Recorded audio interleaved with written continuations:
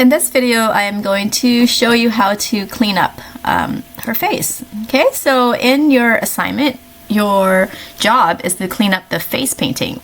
In this example, the model doesn't have any face painting on her face, but she does have freckles. So she needs to, I need to clean up her freckles. So I'm gonna go to girl here. Okay, that's where her face is. And then I am going to go to the clone stamp tool. All right, and make that smaller. All right, then I'm gonna go kind of select an area. I'm gonna start up here on the left side of her forehead. Okay, and then I'm gonna press Alt and click, sample that, paste it there. Seems to be working good, so I have to do kind of small little wins at a time. Okay. Make sure that you're on the right layer, that you're on girl. Okay, if you're in hair, it's not going to do anything, right? So there you go. And that's how you would clean it up, slowly by slowly. It's looking good. If I want to clean up this side, the right side of her face, I have to sample that side, right? So Alt, click with my mouse, and then there we go. Okay, there is no really fast way to do this. I'm going to try the healing brush. If the clone stamp tool isn't working too well for you, I'll use the healing brush. Okay, so Alt, there we go.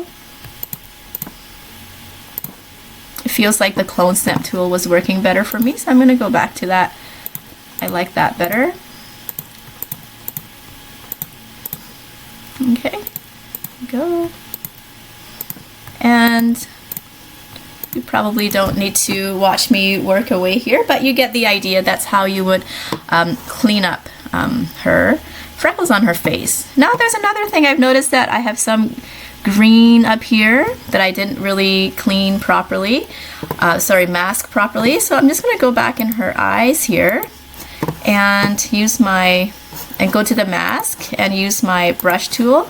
You can see the green there, right? A little bit kind of I did a bad job there. So I'm gonna go X on my keyboard and I'm just gonna clean that up a little bit. There we go. So I don't have that green on her eyelids. Okay.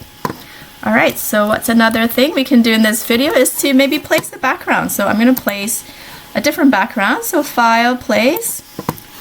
Okay, and of course you'll be looking for the winter background. I'm just gonna place this background here and drag it to the back and move it around down here. Okay, make it bigger so it fits.